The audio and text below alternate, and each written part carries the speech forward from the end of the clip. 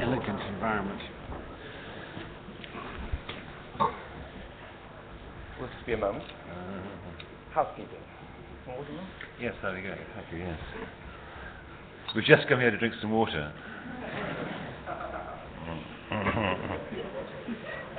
I think it was a bad joke, you're right. Really, it's vodka. Better joke. Well, that's a promising start to this evening. I'm just looking at this on my chair. It says, for the attention of the chairperson, please inform the audience this event will be recorded and made available online for public consumption as a podcast on the LSE website. Thank you. Well, good evening, and welcome to you all, and welcome to this special Ralph Miliband event on the global financial crisis. And with me this evening, of course, is Will Hutton and Martin Wolf. It's a great honour and a privilege, and I should say a great, great pleasure for me to introduce these two speakers this evening. Both have had long, distinguished careers and are outstanding economic commentators and journalists. Both have been writing what is like a, how long have you been together? You've been writing for 5 decades, 6 decades between you? A lot of decades, yeah. Yeah. Will Hutton is Chief Executive of the Work Foundation. Prior to this, he spent 4 years as the editor-in-chief of The Observer, and he continues to write a much-respected column every week for that paper. He's also, at the moment, a distinguished visiting fellow at the Center for the Study of Global Governance, which is run by Mary Calvo and myself. Martin Wolf is Associate Editor and Chief Economics Commentator of the Financial Times. He was awarded the CBE in 2000 for services to financial journalism, and recently was awarded an honorary degree here for the powerful mark he's made in the public domain. Both Will and Martin, of course, have written many best-selling books. I'm just going to mention 2. Will's most recent book, is that right? The Writing on the Wall, a book of study of China. And Martin's most recent book, though another is coming, Why Globalization Works. You don't want to amend the title now at any sense? No. It's my hope that this evening's event will be slightly different from the usual lecture, stand-up, speak format. I want to really develop a conversation between our speakers, get them to reflect on the questions I'm going to ask, and explore perhaps some of the differences in views. Although at this moment in time, it seems to me, there is quite a broad shifting to the center ground as people fear what might have happened and what still could happen to the world financial markets and to the banking system. At the end, there'll be time for questions from you. I have to say, unfortunately, that Martin has to leave at 7:35 at the latest, but Will and I will remain until 8 o'clock to take further questions. So let me start now with a sleuth of questions, but we'll probably only get through some of them. But let me just ask both our speakers the following question, and perhaps you, Martin, could respond initially. How do you compare the current state of the global financial crisis with past great economic and financial calamities? To begin to understand what has and is happening, how should we compare today's events with past economic turbulence and serious economic difficulties? Or to put the question slightly differently, how serious is this crisis compared to the ones that we previously experienced? Okay, it's obviously the right place to start. I'd like to address that in 2 different ways. First, the experience of the core, quote-unquote, Western countries themselves, particularly the US. You immediately start comparing it, of course, and we're all doing that with the Great Depression and subsequent events. I think in terms, if we view it, and I think this is wide consensus, if you view it as a financial crisis, namely a breakdown in the core financial system, the banking system, related to a prior period of extraordinary credit expansion, it certainly is more severe, there's no doubt in that respect, than anything since the war, which means anything since the 1930s. Now, if you compare it with the 1930s, when a third of the banking system, more than a third of the banking system disappeared, and when it was conjoined with a massive collapse in the stock market, and subsequently led to a depression in which, if I remember correctly, in the US, unemployment reached 25%, world commodity prices collapsed. There was a chain of default across the whole world. Unemployment levels of that kind were seen across much of Europe. So if you take the whole round of both the context and the economic consequences so far, and I would stress I expect it to remain so far, you simply can't compare with what's happening now with that.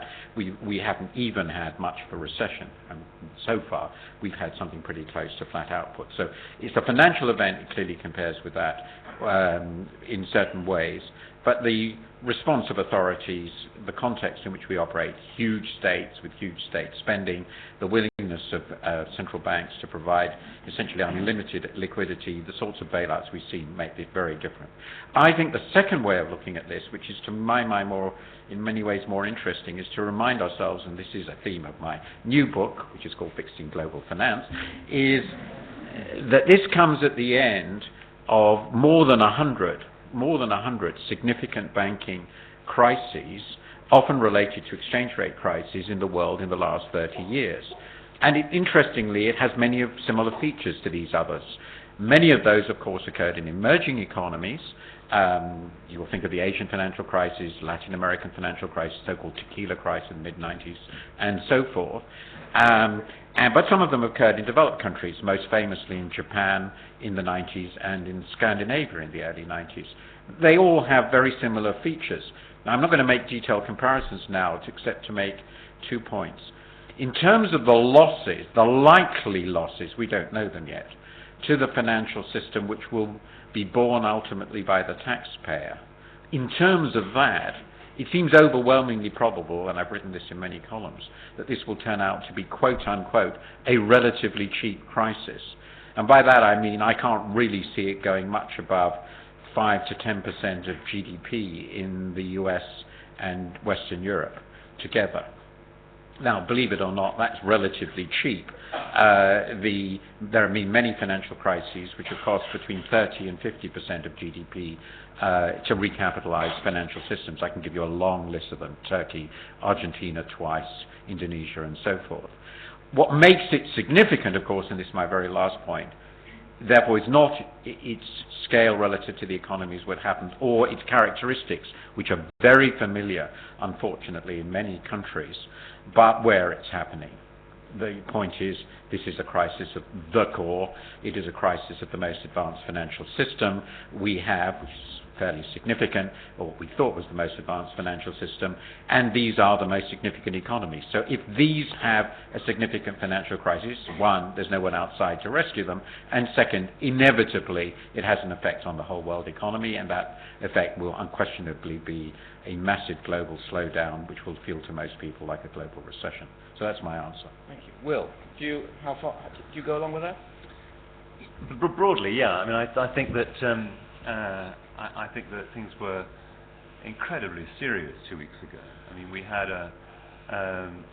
the week of the Wall Street crash in September 29. The market fell, what was it, 23%. We had a week where it wasn't just Wall Street fell by nearly 20%. The European markets fell by 23%, and the Asian markets fell by 23%. And that actual simultaneous fall in world stock markets by that percentage of magnitude, was not a feature of 929. In that sense, it was potentially worse. Then there was a potential domino effect, an instantaneity about it that did not take place in 29. And there's little or no doubt that if Western governments hadn't launched the kind of bailout that they did, along with the guarantee of the interbank market, we would have had potentially a global depression, whose severity would have matched that of the early 1930s, notwithstanding all the automatic stabilizers, because our banking system would have been bust not just in the States, which it was very seriously bust, but the European banking systems got through in better order actually than the American banking system in the 20s and 30s. That wasn't the story. So in that sense, it was potentially worse, and it's to Western governments' credit, and actually you have to say it. I mean, I think the combination of first of all Hank Paulson biting the bullet in the way that he did, and actually reversing deeply held views as a man who believes in markets, and coming up with his Paulson plan, then it not being enough, and it having to be recasting it in the light of what the Brown government came up with in Britain, Sarkozy in Europe offering great leadership with Brown of the European Union, so that there we are this time last week. We had this event last week. I mean, by this time, the British, French, and German governments had announced versions of the Brown Plan. We already had announced in the morning what we were going to do with our banks. The Spanish government was beginning talks. The Americans were about to recast the Paulson Plan. We moved so fast, and we staved off potential disaster. I agree with Martin. I mean, Japan had its lost decade in the 1990s. Latin America had its lost decade in the 1980s. Other parts of the world have been riven by financial crises of this magnitude or worse. What's different is this is happening in the core, but it happening in the core does make it serious. Another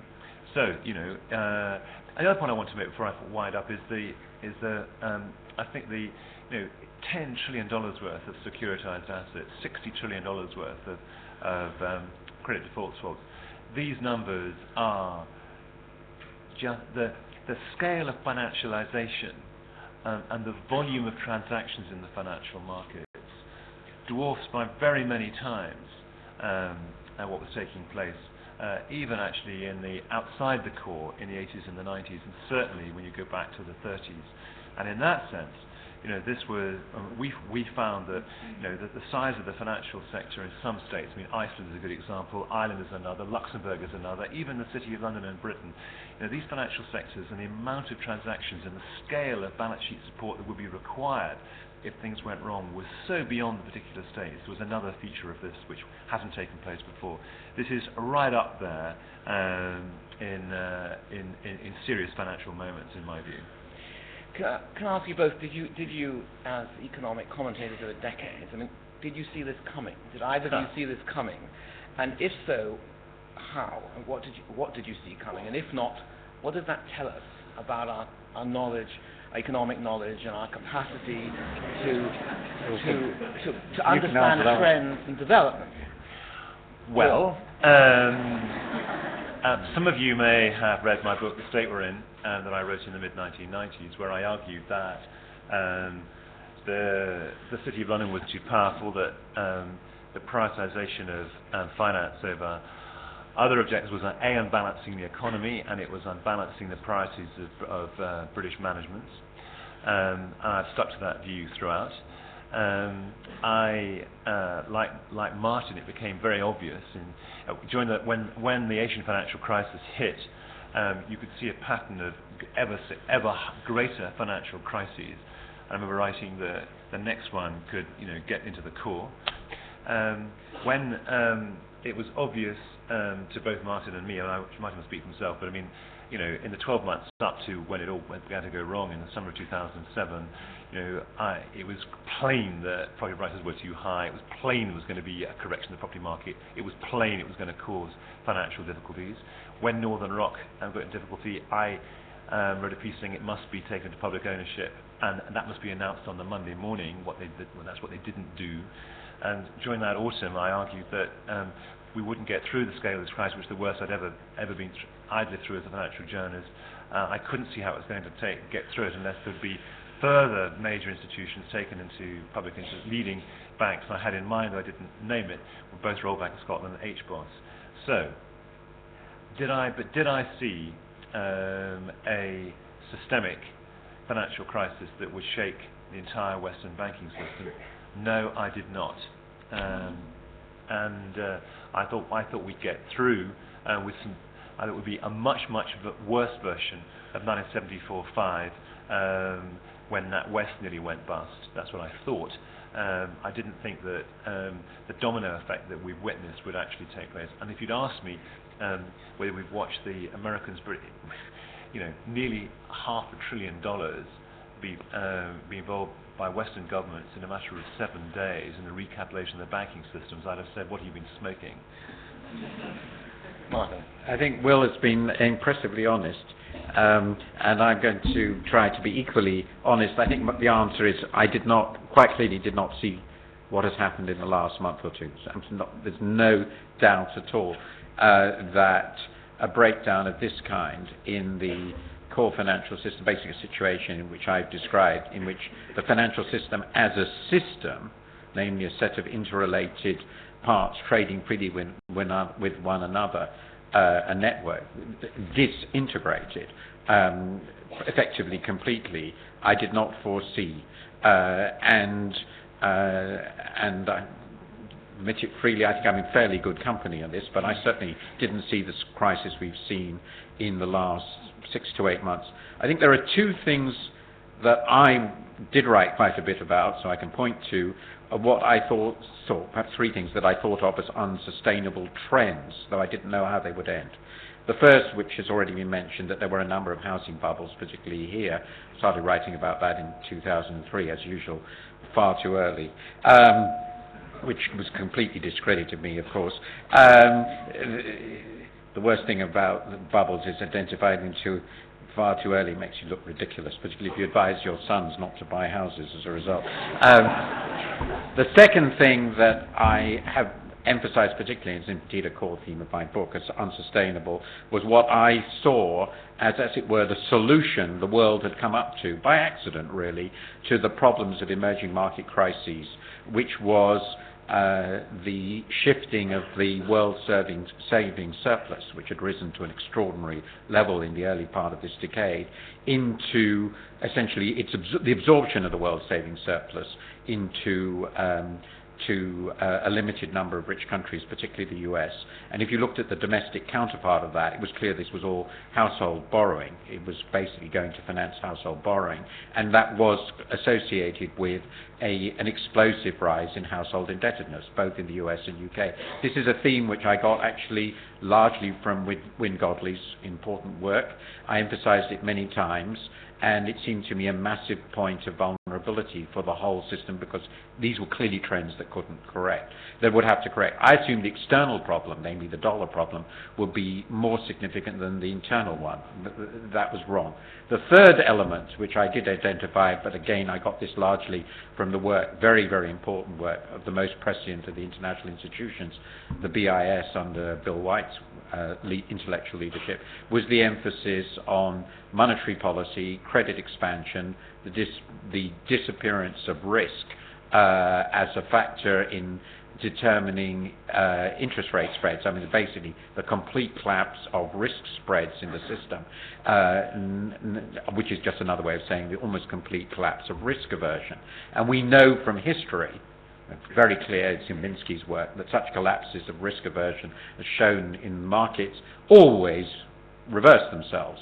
And when they reverse themselves, they tend to overshoot in the other direction. So I've written quite a lot of pieces saying, well, what would happen when that happened? That was a quite widely shared view even in the official community, let alone the people who were worried. If you look at the reports, for instance, of our own central bank, the Bank of England, they constantly emphasise this theme. So perhaps, if I'd been smart enough, I would have put these three pieces together and said, hey, presto, the world banking system is going to implode. But what I assumed is that there was going to be a correction. It would probably be quite messy. There will be some real macroeconomic strain associated with it. It's on other parts of the world that would have to absorb these surpluses. But what we've seen in the last few months is, to be quite honest, far outside the worst things that I could imagine. So, in sum, that's a yes and a no. Elements of it, yes, but the systemic quality of it, the sheer systemic range of the problems, probably not, which is true, I suspect, probably just shows that for everyone, actually. We're no, I think stupider than we would like to be. No, I think that history has a way of creating unexpected outcomes, which takes me on to the roots of the crisis, really.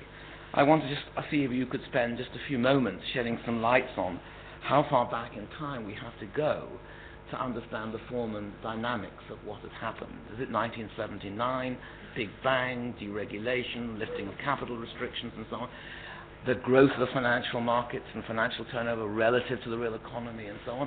Where would you begin? You can't obviously develop a full account of that this evening, but where would you begin to point to? What would you begin to point to? 86 is writing all began.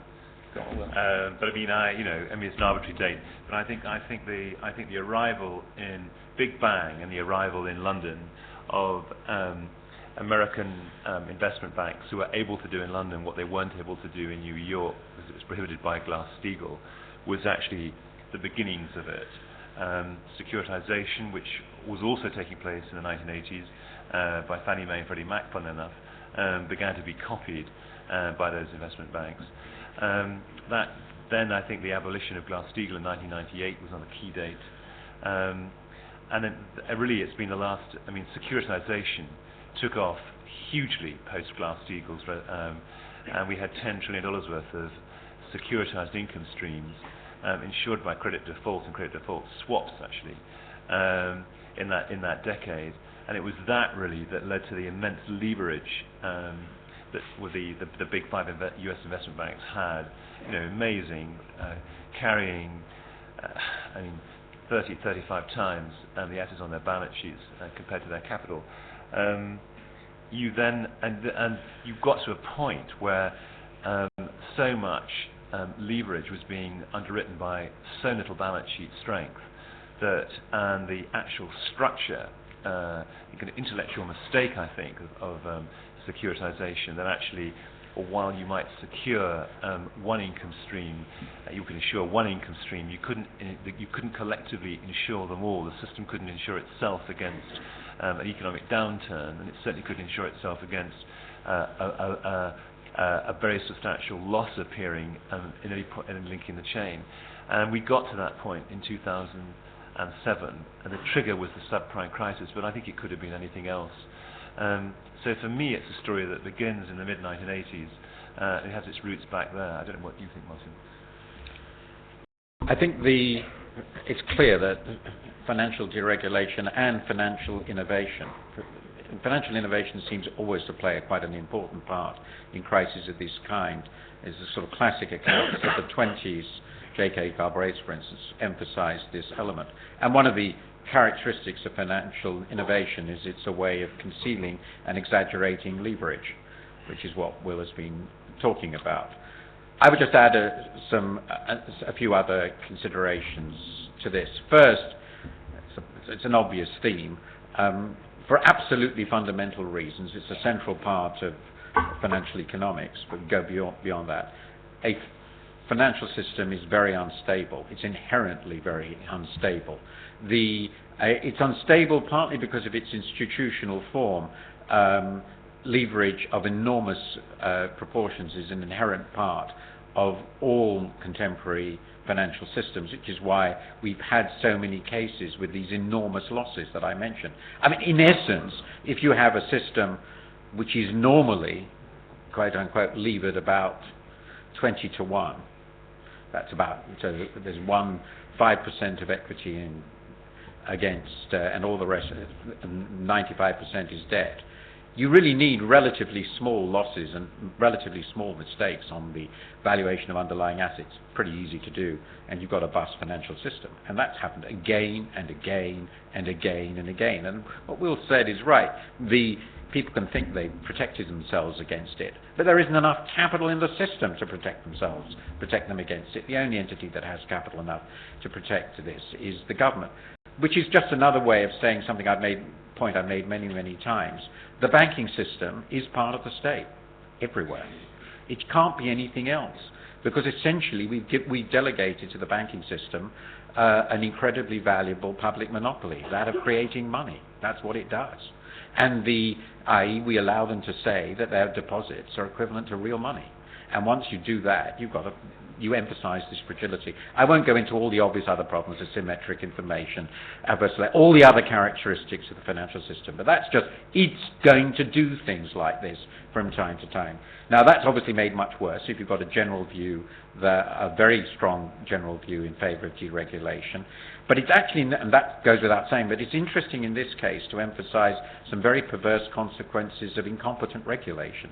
It's not that the banking system isn't regulated, it was, but one of the characteristics, for example, just one, is that there were quite significant capital requirements imposed against banks, but in many cases they were allowed to set off off-balance sheet entities, conduits, special investment vehicles, to put this sort of paper in, and no capital was charged against it. Now, that was in the regulatory schema. The regulators allowed that sort of arbitrage to occur, and regulatory arbitrage has been a very big feature of this. Now, let me just mention two macro factors which I think are linked. I've already mentioned there are three background global environment conditions. Very low inflation, which encouraged very easy monetary policy for a long time, which I think is essentially related to the globalization phenomenon, the entry of China and all the rest of it. The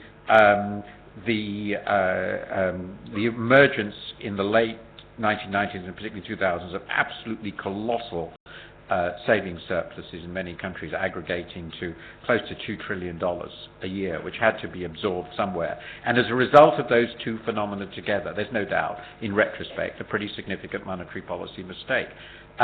Namely, incredibly easy monetary policy, not just the US. Basically, we had an environment in which the Japanese had 0 interest rates, the US had 1, and the ECB had 2 for about 3 or 4 years. It's an incredibly lax monetary environment. So if you add that fuel to the fragility you mentioned, what Will was talking about, and the very low long-term real interest rates, which I think are related to the savings surplus question, you basically create an environment in which borrowing seemed to be pretty well a free good, and there was no regulator trying to restrict this at all. And I think that's why we ended up where we are. There's one thing I would like just to add just to that, because I don't think, I'd be very surprised, and I may be wrong, but I'd be very surprised if the majority of the audience kind of understand the difference between a bond and a securitized income flow. I think it might just be worth a minute doing this, because it is really important, because you'll just get actually perhaps a deeper insight into actually just the scale of regulatory failure. I'm sorry about this, but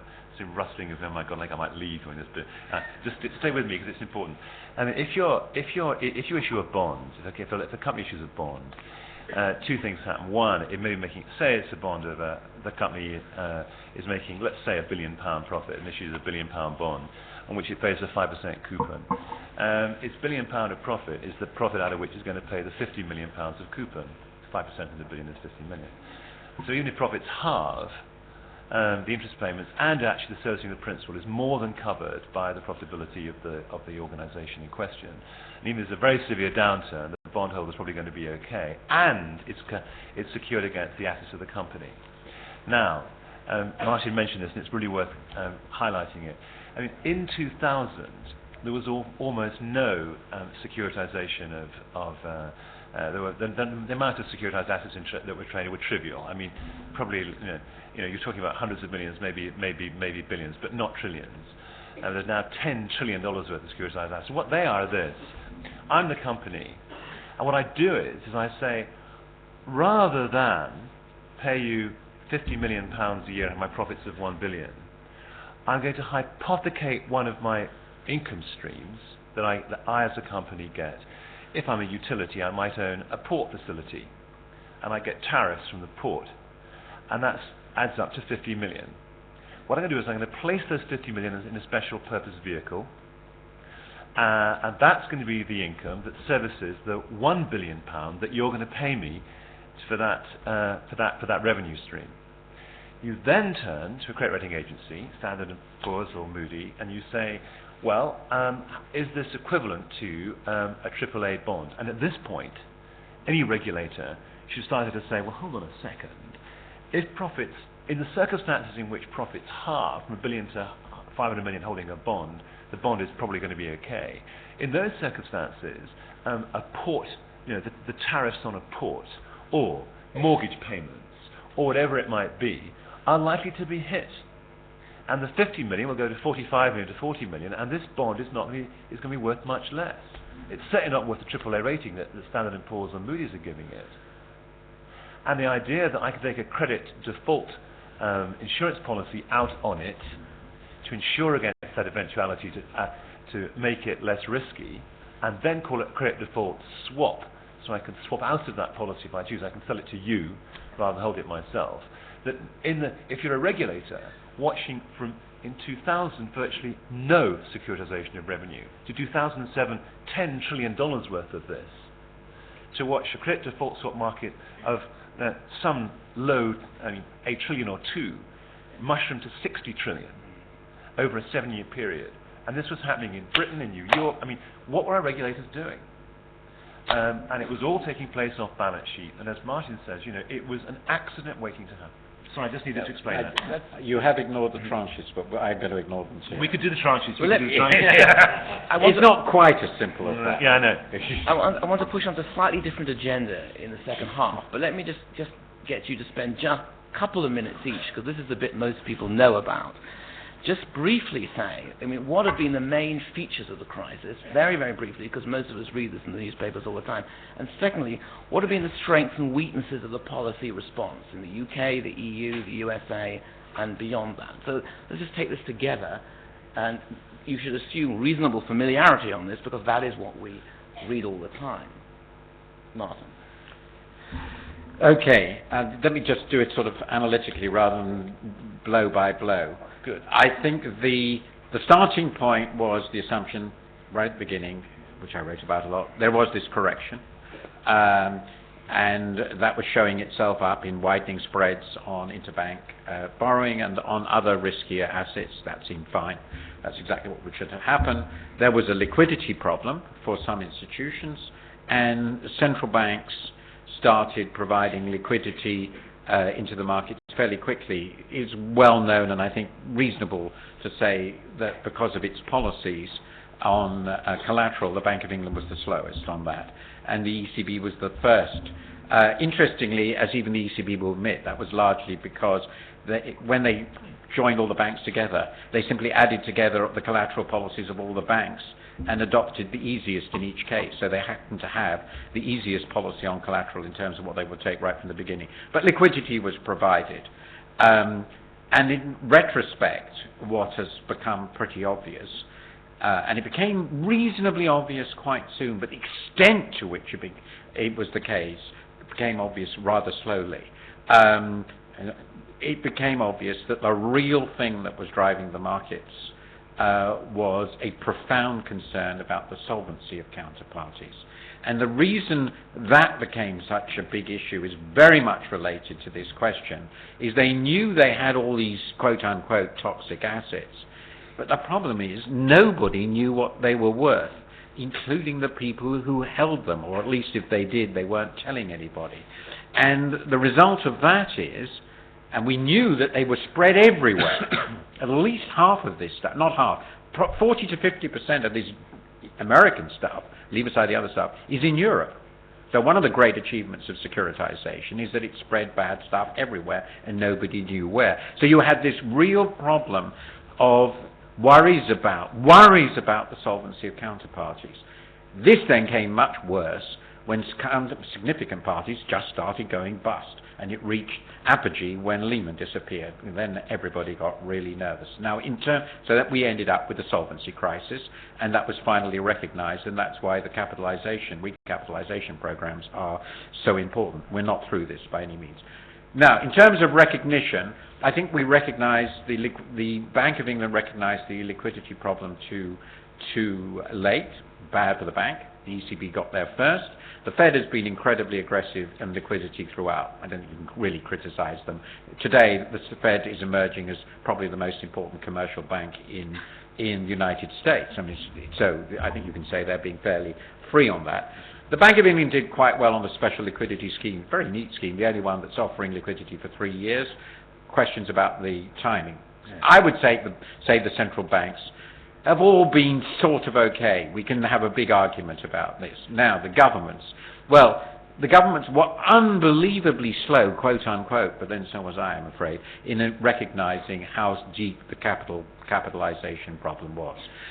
We thought there were a number of relatively small institutions, relatively unimportant, even Bear Stearns, relatively unimportant, which had a serious capital problem, and they could be wound up. But generally, the banking system was adequately capitalized. And that was, in retrospect, and I set that for myself to a serious error. The point at which governments finally realized that was a really serious error was really September. And it's at that stage that the whole crisis, of course, blew up, and that the response of governments reached a real peak. Now, an interesting question, leaving aside their response to getting there, should governments have realized 8-10 months ago that they were facing a situation in which they had to nationalize or infuse capital into most of the core banking system. And the answer to that is maybe they should, but it would have been, I think, really hard for them to recognize that at that stage, because it depended on their views of the ultimate collapse in the underlying value of the assets concerned. And they were, perhaps wrongly, rather more optimistic than it turned out to be reasonable on that point. I think history will say, if you compare it with the Japanese banking crisis, it took them 8 years to recapitalize, or even the Scandinavian banking crisis, let alone the 30s, I think history will say they really screwed up in getting into this mess. I don't think there's any doubt. We will all be blamed for that.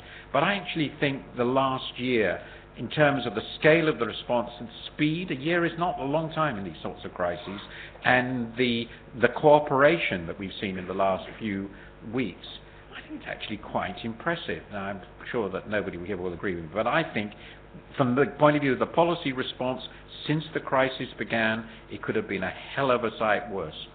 Will, do you agree? I do agree with that, but I am concerned. I am very concerned about we've stabilised the situation. We've stopped there being. I think there won't be a Great Depression, and we've, as Adair Turner said in interviews to the Financial Times, who's the chairman of the FSA, we've kind of sorted out the kind of basic plumbing in the international financial system. Good, but here's my point. We actually need. We can't allow the system to deleverage too quickly. We've got an awful lot of debt out there. There's $10 trillion worth of securitized assets. We need people to hold them. We also need people to add to them if we're not going to have a very, very deep recession. And my concern is that the way we've set about this, and I'm very concerned about the way we've done it in Britain. Actually, I think they've done it. I think better in the States. The way we've done it in Britain is we've made two potential serious mistakes. Mistake one is that we didn't bring all the banks into the recapitalisation programme. So there's an open question how Barclays and HSBC will behave. Secondly, I think the terms of it have been far too tough. And we need these banks to lend. I want our banks to lend. I want them to reopen a virtually closed mortgage finance market. I don't know if you saw the numbers today, but mortgages are down to, mortgage advances are running at some fraction of the level they were running at 18 months ago. It's not inconceivable that house prices could fall by a third, 40%, 50%, and that'll be associated with very, very low levels of consumption growth, very long, and potential further danger for some of our lending institutions. I want working capital for small and medium-sized businesses. I'd love to see some serious lending to, our manufacturing sector. You won't get it when they're all anxious to pay off these preference shares in which they're paying 12%. And the second thing is, at a global level, is that the system has worked because the securitization has been insured, and the insurance system has failed actually. And one of two things have to happen. Either some of these toxic debt, and Martin has argued this and so have I, has to be taken over by, inverted commas, a bad bank, which actually is what happened in Sweden. Securum was the name of the bad bank. Or we have to do what Lloyd's of London did, setting up an organisation called Equitas, which, when Lloyd's got into trouble with bad reinsurance companies, they had to net them out over a period. They net them out over 20 years. That's far too long for us. We may need to set up, inverted commas, a bad insurance company in which some of the dud credit default swaps are placed, and we may need governments actually to move from not just guaranteeing loans in the interbank market to actually getting into the insurance business of actually insuring securities. James Crosby, former chief executive of HBOS, has got a scheme for insuring issues of residential mortgage-backed securities as a way of reopening that market. And I think before the crisis is over, we're going to have to get into the insurance business, and I think it was a mistake that the recapitalisation of the banks was done on such a haphazard basis, simultaneously kicking them in the teeth and wanting to lend. And that's an incompatibility of objective which we may rue in the months ahead. without speaking to that at length. Do you agree with that, or where exactly I'm do sorry, you differ? On the recapitalization plan, I do, because I wrote about that last week. I think I'm not completely sure, I'm genuinely not sure, whether it should have been compulsory. And one of the funny things about the US is when it does things seriously, it doesn't pay any attention to things like freedom of property. So Mr. Paulson went to the 9 banks he was dealing with and said, we need volunteers to take the state's capital, and you're all volunteering. We have a much more laissez-faire and liberal approach to these things, and it may well turn out that that was a mistake. I think it's a correctable mistake, if it proves to be the case. I am much more worried, as Will says, the government is caught quite rightly in a dilemma. It wants to get the taxpayers' money back, and it's absolutely right to want to get the taxpayers' money back, and at the same time, it wants these institutions to lend, and it has decided, I think rightly, not to just nationalize them outright. But that's a separate question. I think that's a balance in which they've gone too far in the direction of making sure the taxpayer gets money back. 12% yield on this, since they're certainly going to get their money back in the end. These are viable businesses as long as the economy is viable. So it looks to me excessive, and I do fear that will clearly lead to bigger spreads on their lending, and it will probably lead to accelerated repayment instead of offering credit. Now, there are some areas of insurance I think the government will have to get into.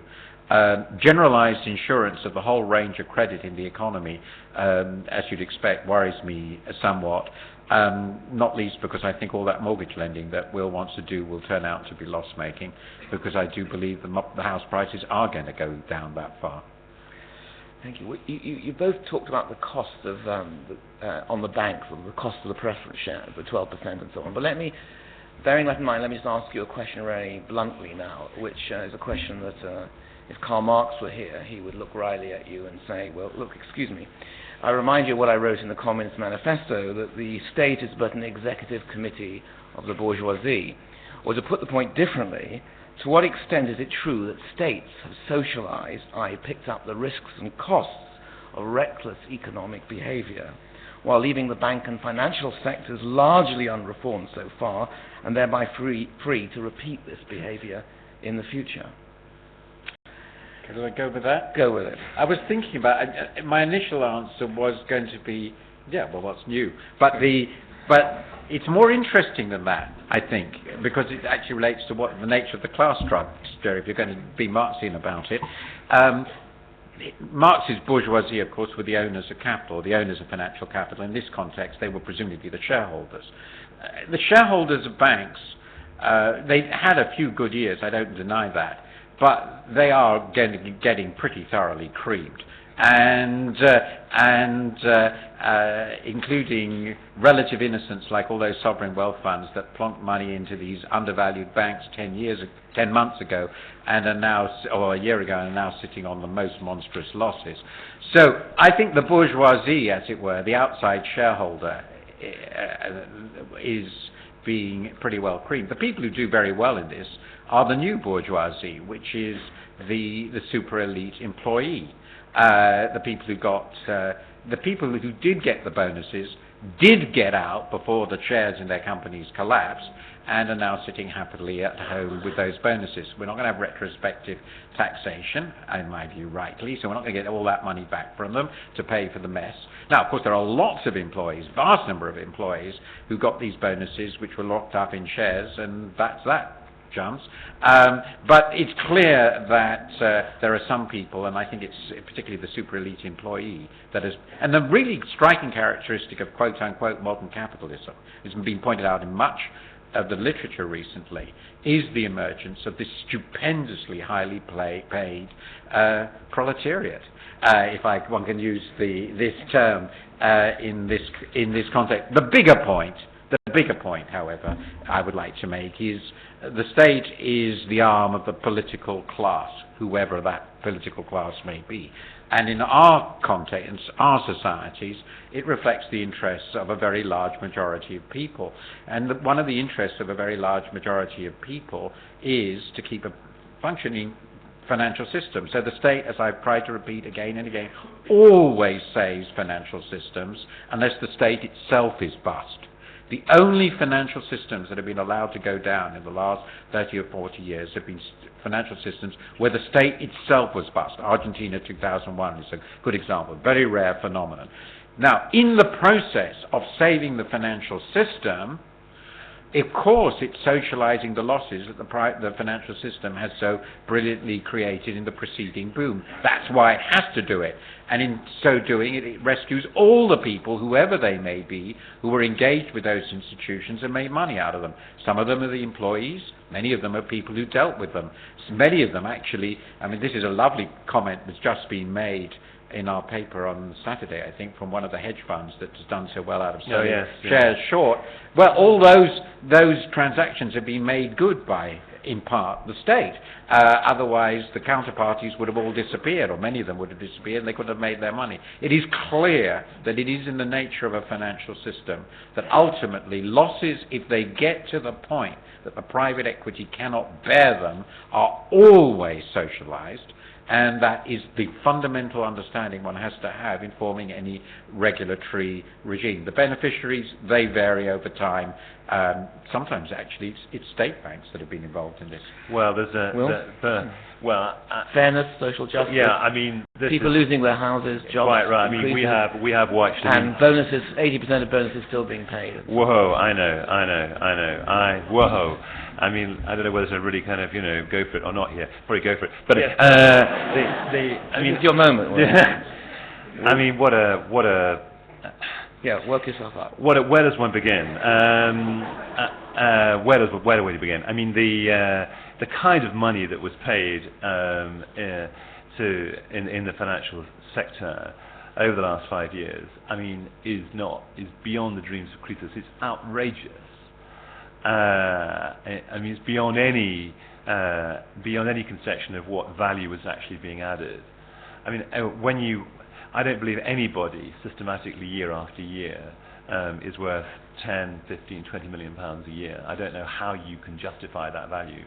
And actually what was happening was that, there was one occasion, and I know a manager of a hedge fund who in 1 year was having a wrangle with the owners of the hedge fund. The hedge fund had made $540 million. He was paid $200 million. His basic salary was $500,000. He got a huge bonus. And he was complaining that the $200 million he got paid didn't conform to industry norms, and he was arguing for 270. In other words, in any 1 year, half the gain went to him as the manager, and half went to people who put it in the hedge fund. Now, of course, in year 2, when the markets went down, he'd go back to getting his basic salary, having pocketed the $270 million that you might have thought the people who'd given him the money to manage would like to have seen some part of in year 1 to compensate them for what's going on in year 2. They were absolute idiots. We've both written about that. But idiotic remuneration structures like that were commonplace. Alpha pay for kind of beta or even gamma performance. And now, with the world on the brink, the state has had to step in, and one has to then say, what is the social and economic value of banking? It is indeed taking short-term deposits and turning into medium and long-term loans. That's where the value added lies in banking. And as Martin has said, with any kind of leverage, it's quite easy to make a big mistake and wipe out your capital. But we've lived in a world in which, who gets those long-term loans, the state should be completely indifferent to, and the state should actually light touch regulate the context in which that is taking place. What we have learnt, all of us collectively, is that, and I would actually add not just banks to the list. There are very, very few firms and sectors where there isn't an independence between the public sphere and the market. The utilities is one obvious area, and Martin has written, and I agree with him, that commercial banking in some respects should be regarded as a base utility and should never have been paid this kind of money.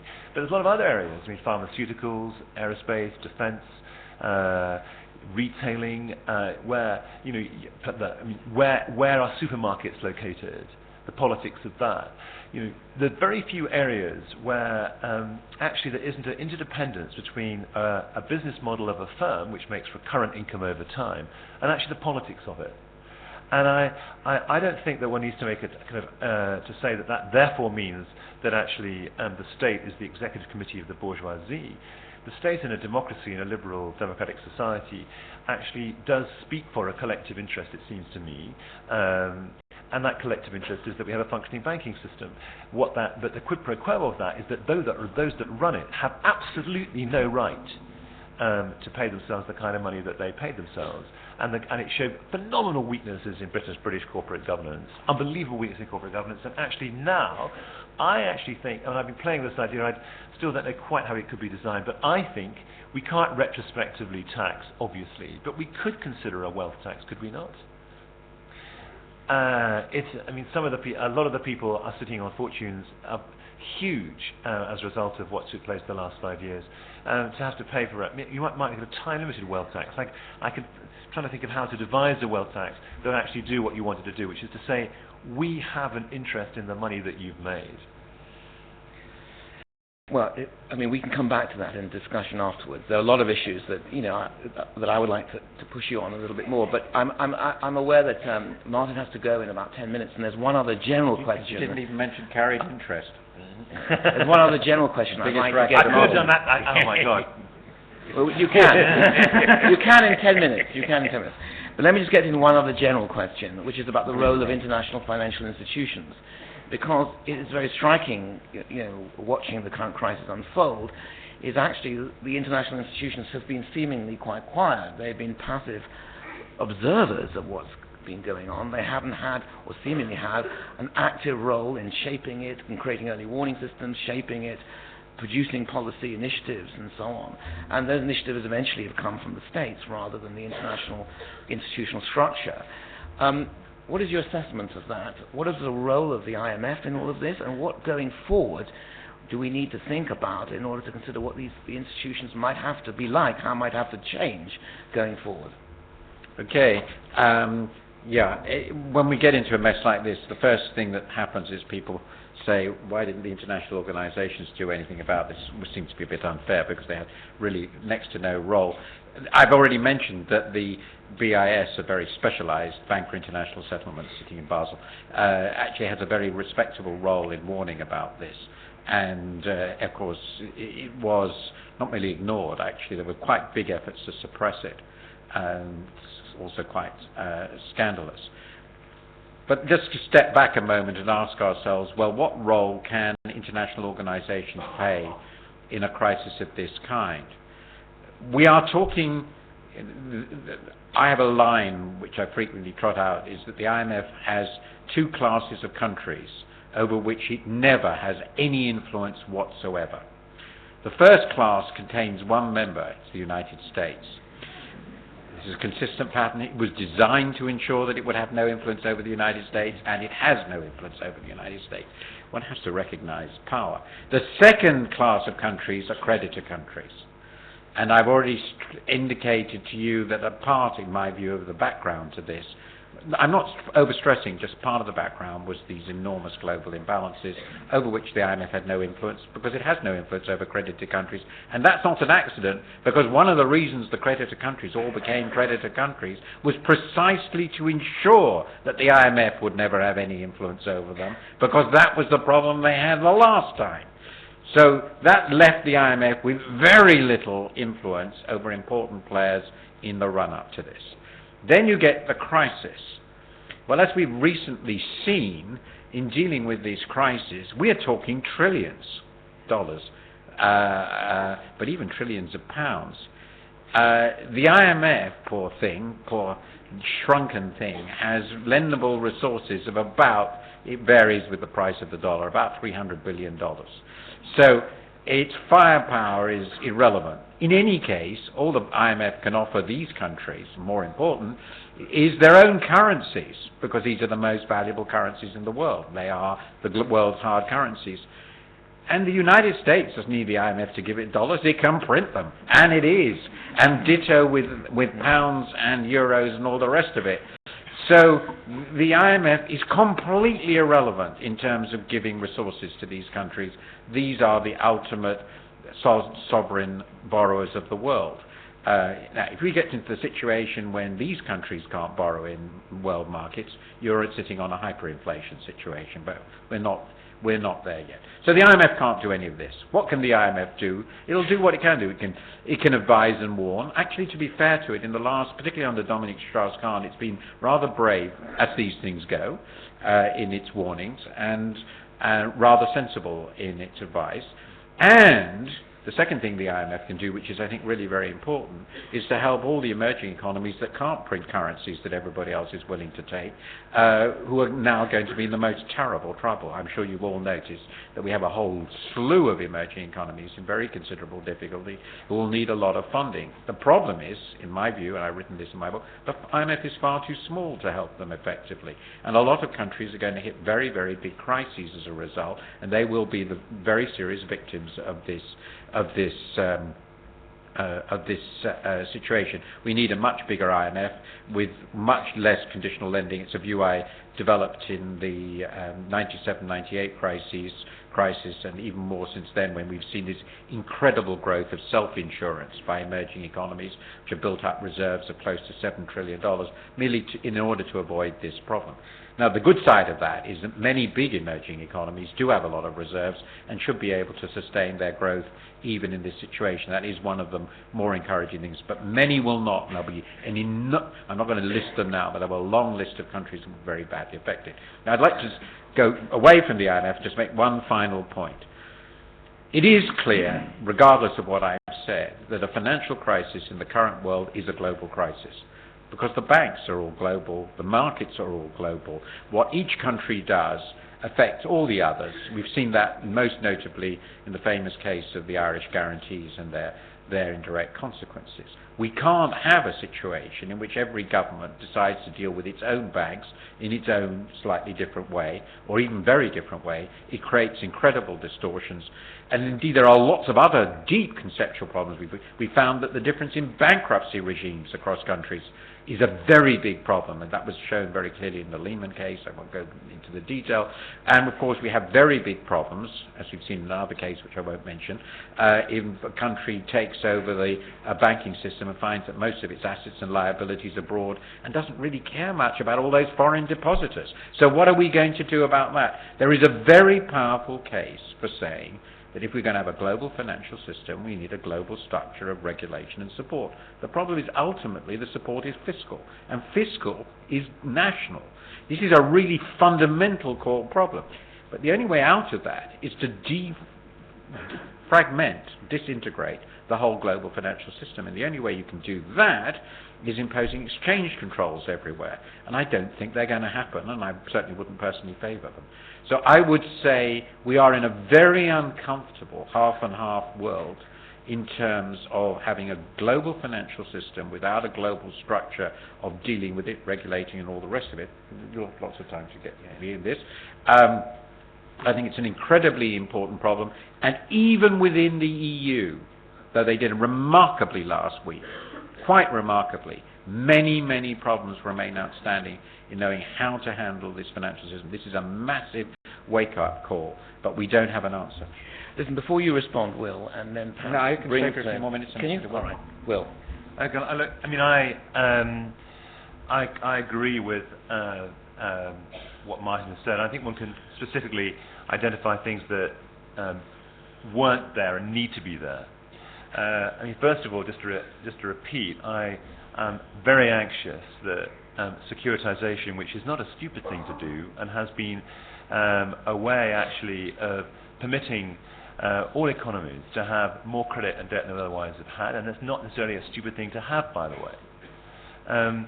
We need the following things. We certainly need a international clearinghouse for the trading of credit default swaps, in which actually somebody is keeping an eye on the credit worthiness the other side of the transaction, so that you know that who buys these things and whom an insurance claim may be made on, it is actually reasonably creditworthy.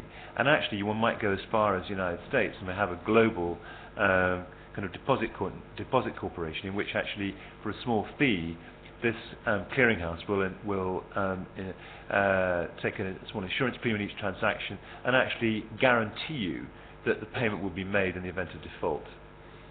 Secondly, I think we need an international independent credit rating agency. I think the credit rating agencies have demonstrated that they simply can't be trusted to get this right. And actually, some of their announcements and the timing of their announcement over this crisis have actually made things worse rather than better. I think that this mark-to-market accounting, I think the whole way accounting has been structured has made things worse, not better. I think that the capital adequacy regime, as Martin has said, needs to be more firmly policed by global authority. But we have an embryonic one, or more than embryonic one. We have the Bank of National Settlements, and actually we need to give it more power, not less. So there are, around that piece of the story, I think things that could be done, and I think will be done. But then you have the other big thing, which Martin has said.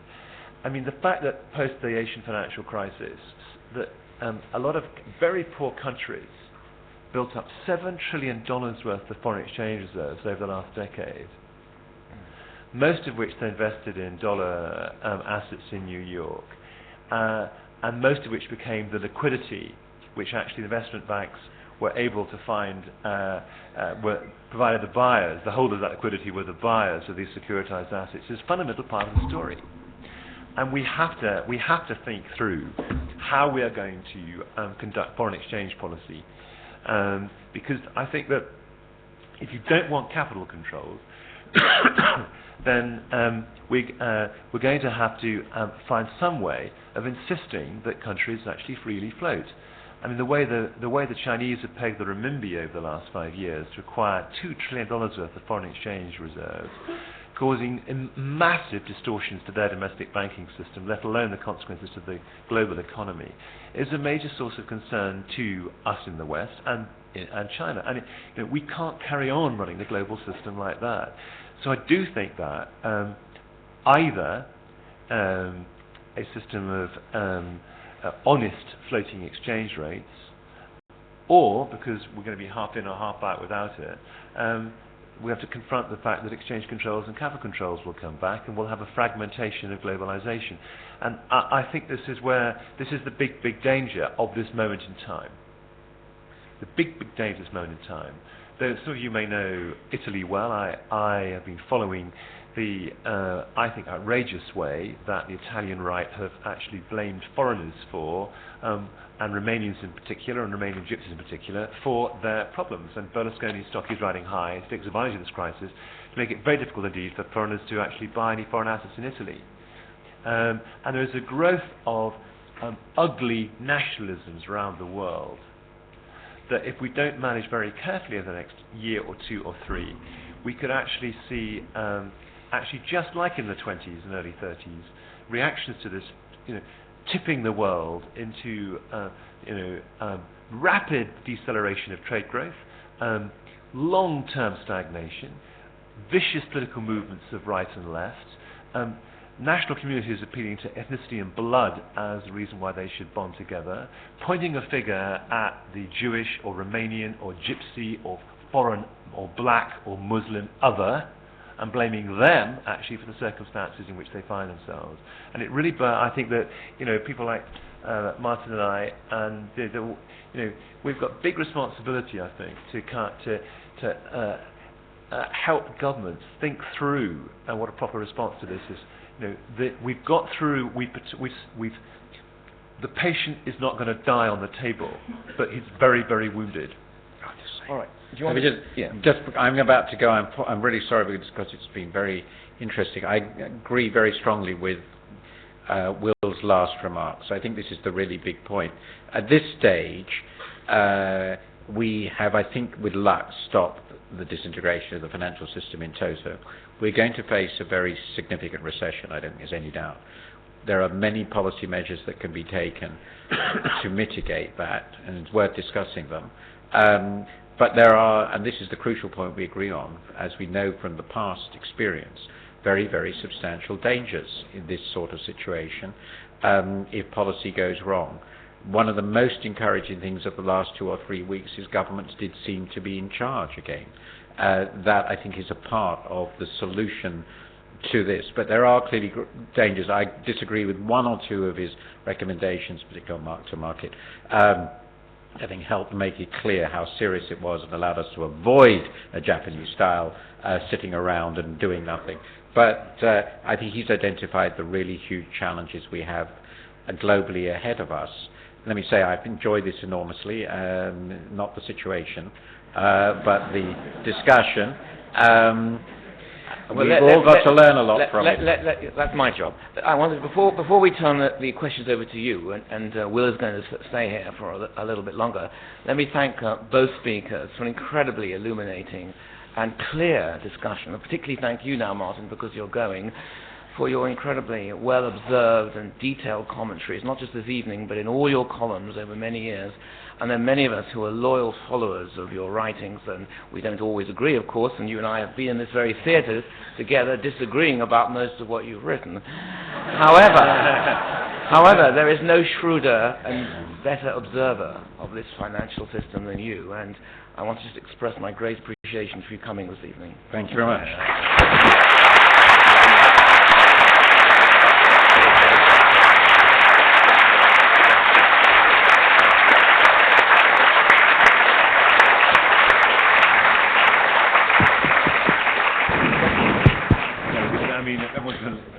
Yes, I mean, if you want to go on, you can. I'm happy to. Let's. I think we have 20 more. We have 20 minutes. Don't all leave for the door at once, you know. We have 20 minutes, and this is usually a time when people go for supper or have a drink when they bear in mind what you've been saying in the last few moments. But if you want to go, let's have a little shakeout. Go now. Otherwise, stay for just till 8 o'clock till questions are raised. I would like to take 3 or 4 questions to begin with, so that we'll have a sense of some of the issues raised by the audience. I'm going to take 2 down here, and then I'll come to the top. So you can put your hands down at the top just for a minute. I'm going to take 2 or 3 here, and then come to the top. Okay, Will? Yeah. Do you want to? Yeah. I'll get my pen and pencil. All right. So whilst we're waiting, let me just go Mike to Mary Caldor. First question.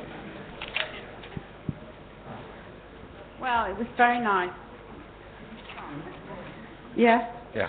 It was very nice hearing Will Hutton and Martin Wolf so much in agreement. My question, which actually I was dying to ask before Martin Wolf left, is about the link between the financial crisis and the real economy.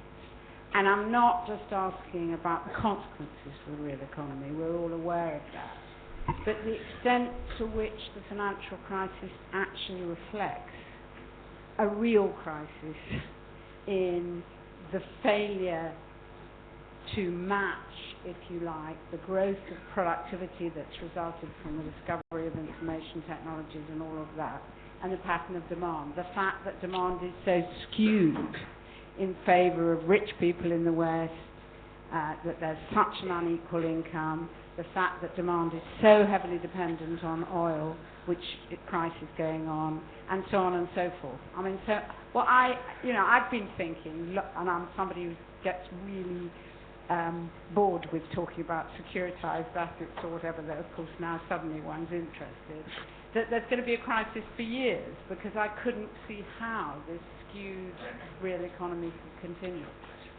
Right. Can we just pass the mic to this random Italian over there, who I just noticed has got his passport up saying, I'd like to come back on the Italian point, or other points. Daniele Archibugi. Daniele Archibugi. I'm afraid I'm not going to speak about Italy tonight. Actually, I was quite touched that Martin Wolf reminded, as many other people do today, my former mentor, Hyman Minsky. Hyman Minsky, actually, I think that many young people, even those who study economics, do not really know what he wrote. And for many years, he discussed about the financial instability, and said that, one of his books is titled, Can It Happen Again? And of course, it was the Great Depression. and was remarkably unpopular and unknown. I remember he gave a conference before to pass away more than 10 years ago at Harvard, a big theater like this one. There were 5 people only, and somehow you can predict it, because if you predict a financial crisis every day, they're not particularly useful, But I mean, Minsky was also a student of Schumpeter, and I would like to ask, do you think there is anything where we can get from Schumpeterian insights about the gales of creative destruction? In other words, this financial crisis can lead to a positive restructuring of the economy, maybe where the financial sector becomes less important than it has been over the last 10 years. Thank you. We're going to have shorter questions. Gentleman at the back. Yes, Michael McGowan. I'm a director of a UK credit union, amongst other things. Mutuals, cooperatives, credit unions, building societies, friendlies have recently been considered, until recently, dinosaurs. I wondered if you could comment on how you see the role, or even any opportunities, for mutuals and this sector in the present situation. Gentleman at the front, yeah. I want to take issue with what I would have taken to be a kind of mood of self-congratulation. Can you put the mic a bit closer to your mouth? Coming from the panel a short while ago, over how well the public authorities have handled this crisis. In the view of many quite ordinary people, they've behaved absolutely lamentably. Why wasn't this sorted out a year ago? Why do we now have a recession in prospect? Why, throughout the last year, has no one in the political system sought to interrogate the banks? I mean, that's a clear question. Help us, we still don't know the extent that's of a clear the question. liability. Thank you. Why you don't haven't need to go on. a team of forensic accountants you don't need to go on. sent in? Why isn't it being him. treated with the seriousness of a terrorist attack? Why haven't the banks been nationalised? Excuse me, in your toto? question is absolutely Why aren't clear. these people Speaking louder who will not run help the you. banks, why aren't they doing something else? A clear question, and it was clear halfway through. Hello. I'd like to ask Will Hutton if he could elaborate on why the abolition of Glass-Steagall has an impact. There's certainly been a number of commentators who've said that pretty much everything that happened over the last few years could have happened anyway. And in fact, that the bailout of Merrill Lynch by Bank of America and various others could not have happened under Glass-Steagall conditions. Nevertheless, it's taken a lot of blame, including here today. Okay. In fact, that's 5 questions. We'll try and come back for a final round in a moment, Will. Well, I mean, goodness. I mean, first of all, the anger. I mean, look,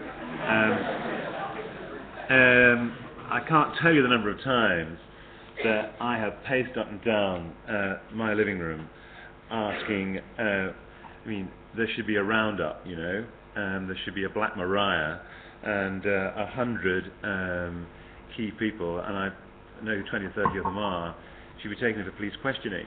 And, I know a couple of barristers who would love to have a crack at some backboards over negligence. And we could try. I mean, at least the Americans do that. We do nothing here in Britain. I understand the passion with which you speak. I tell you, I mean, I wrote the state we're in, and I've known the perfidy of what's been taking place, perhaps better than most, and I've tried my very best to get it out there. And so I understand the anger. My point is this: is that actually we need these people. We need a functioning financial system. We need these people to lend to us. We need to get the credit flows going again. These markets have been virtually frozen for some months, and I personally think that. And the point you make is well made, except the Japanese did not move over a 10-year period. They moved far too late. The Swedes only moved when the system was collapsing. I mean, we did get... I mean, nobody wants to spend the $500 billion that has been spent on recapitalizing banks if they can avoid it. So I share your anger. I think that the way the system's been run the last 5 years is poor to disgraceful. But like the Irishman, I'm not starting from there. I'm starting from here. So I hope that, and I don't think either Martin or I are believers in recession and people not having work. For goodness sake, I really struck. So, but I do, and there's a lot of anger out there, and I sympathise with it strongly, passionately.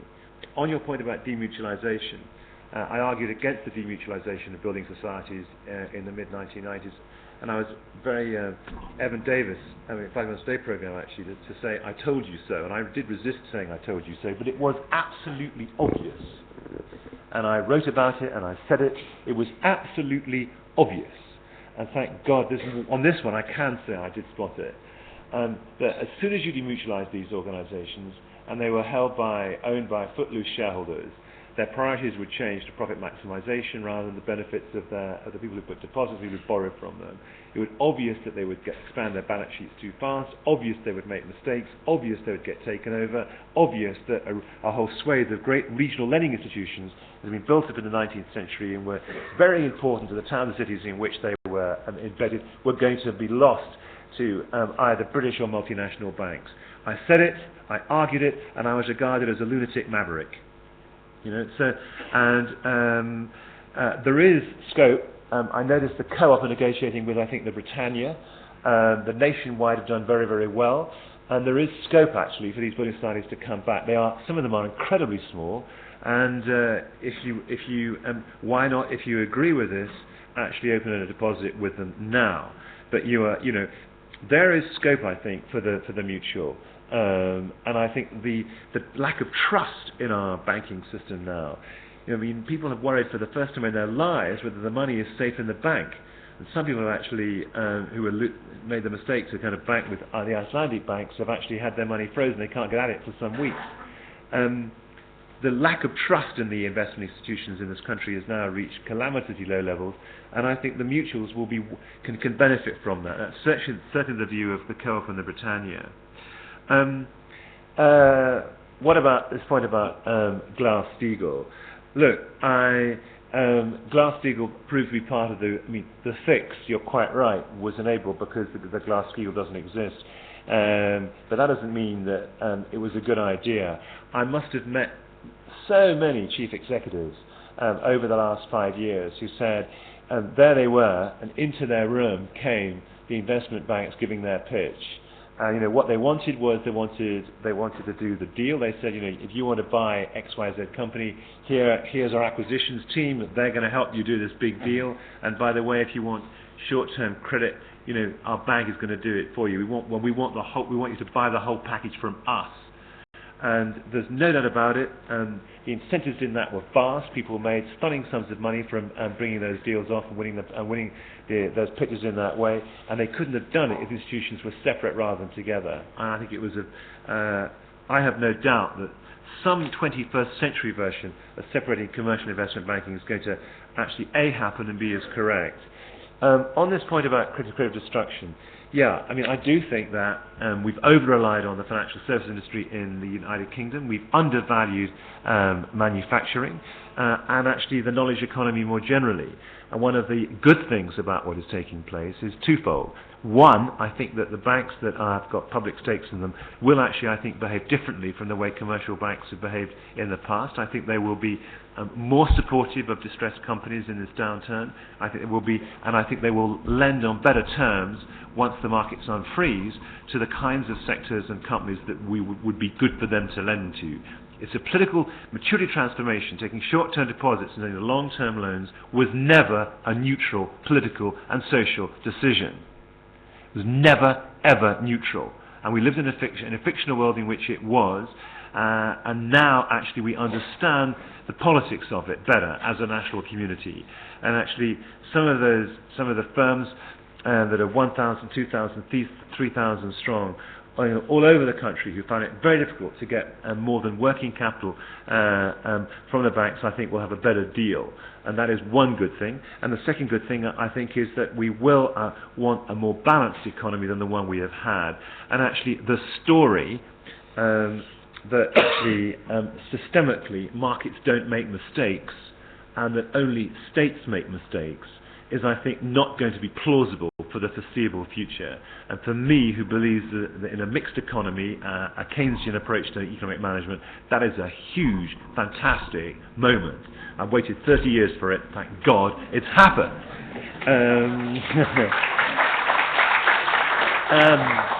And lastly, there's the point that Mary Caldor made about the relationship between the real economy and the financial economy, and a kind of complicated point, really. And this, and the pattern of demand in the West and the way things have been pulled out of place by an overblown financial sector, kind of destroying not just the domestic economy but the international economy. What can I say? But in many ways to agree. My view, though, what is really hard, though, is to think about how you design something that would behave differently. One of the things I want to do here at the LSE with you and David and with other colleagues in the various centres of excellence in this place is I think we have a real obligation to try and think through what the international framework should be. I mean, I've got a fairly good idea about what to do about securitization and banking practice, but capital flows, exchange rates, debt relief, development, my God, it all hooks up. We need actually to think through what a comprehensive solution would look like, and we don't have a good template. What Gordon Brown has got on the table is not adequate. Thank you. Let's get on with it. Yeah, we're going to try. We're going to try. We only have 5 more minutes. It's not because I want to stop, but staff have to go home and the building, this lecture hall, gets closed down at 8. So I'm just going to take 2 or 3 very brief questions, okay? And I'm afraid if you think it's easy, it's going to be utterly random.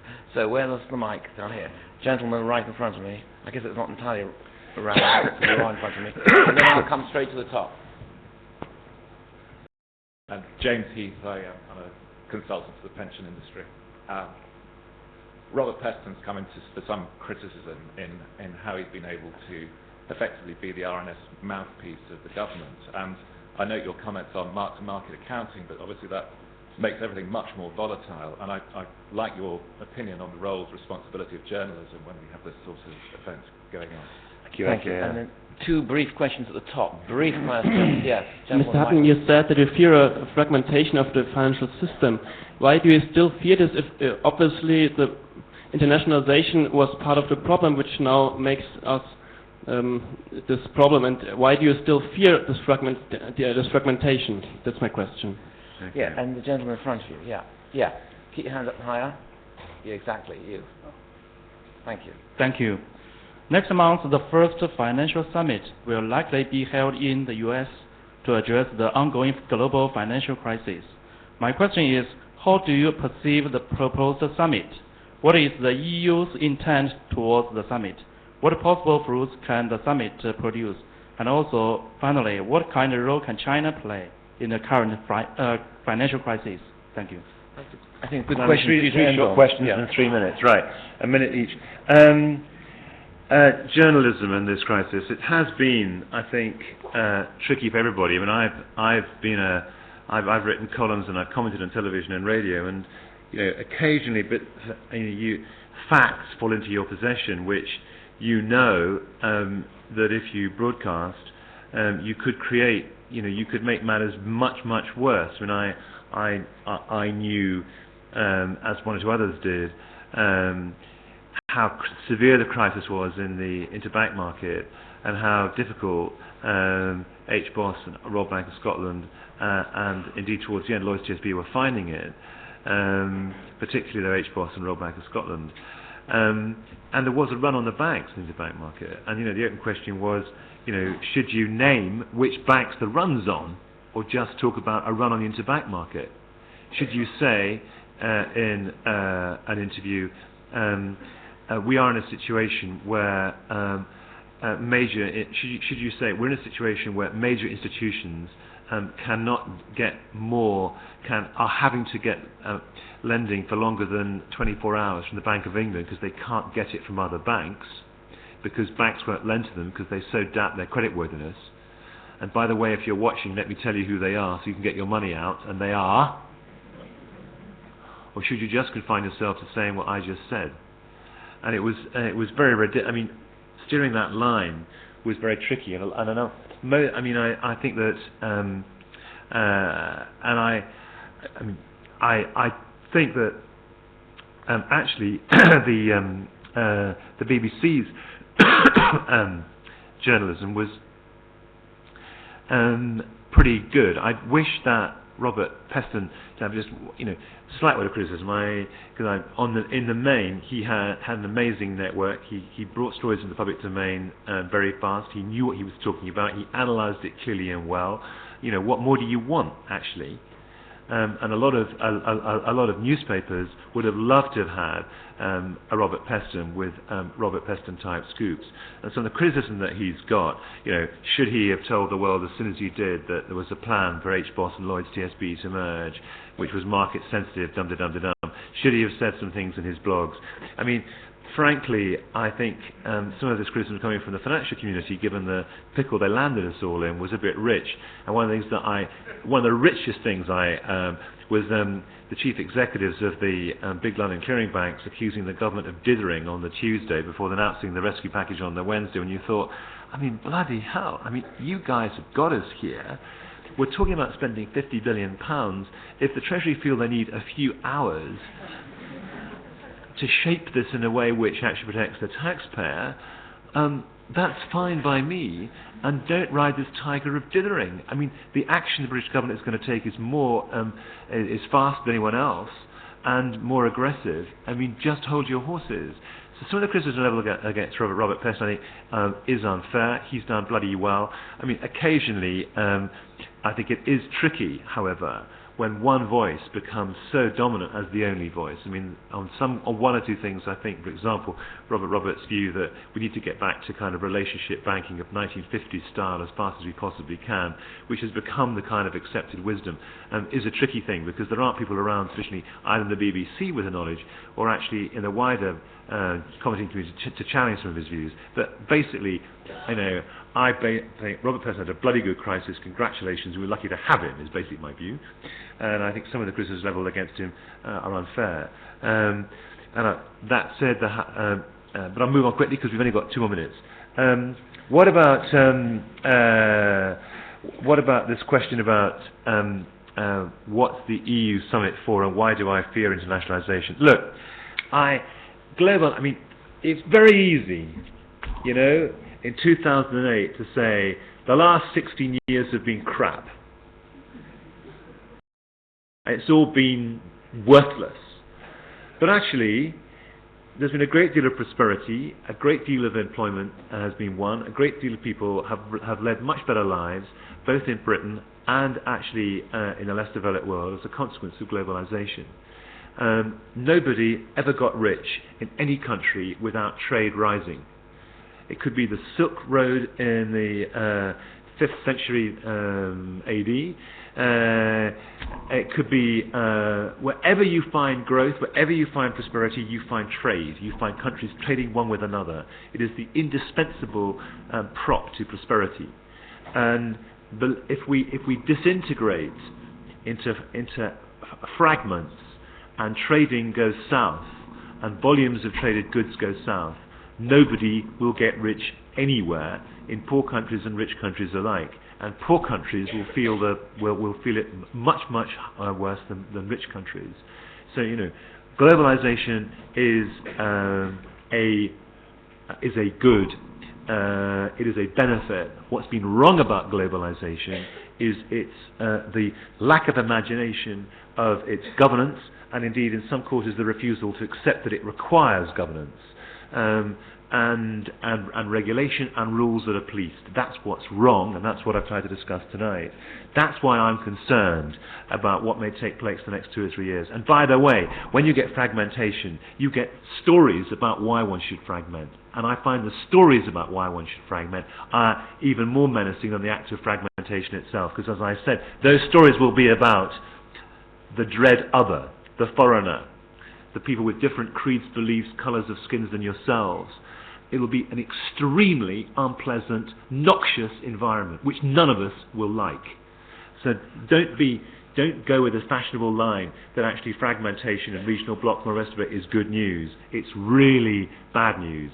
Just like house prices halving is bad news. Believe me, there's not prosperity in a world in which house prices halve and halve again.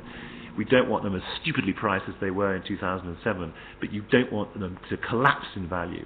A world in which they collapse in value is because nobody can afford to buy them, for Christ's sake. And that's not good news. And what should the EU bring to the party in any discussion? And China. And China. 30 seconds. 30. Let's do it in 10. Look, I think the EU is an incredibly imperfect multilateral organisation, but it's the least bad we've got on the face of the globe. And actually, some of the ways the EU has approached managing the euro, managing the bailout, managing its trade relations and financial relationships, we could do well to try and reproduce them at a global scale. I think we're going to introduce a college of regulators in the EU in the financial system. Let's do that globally. The EU has got quite a lot to offer, I think, a Bretton Woods too. As for China, I think that my line on China remains the line it's always been. China is strong in the sense it's got $2 trillion worth of foreign exchange reserves, but in almost every other circumstance it's weak. And we can't ask, and we shouldn't ask, 1.4 billion people whose per capita incomes are $2,000 a head, 800 million of whom are living in abject poverty, to kind of shoulder the burden of organising an international order to benefit the West. We really shouldn't. This has got to be driven by the West. It's got to be fairly organised. We've got to bring them into the decision-making process. But the burden of this lies with the rich countries, not with the poor. Thank you.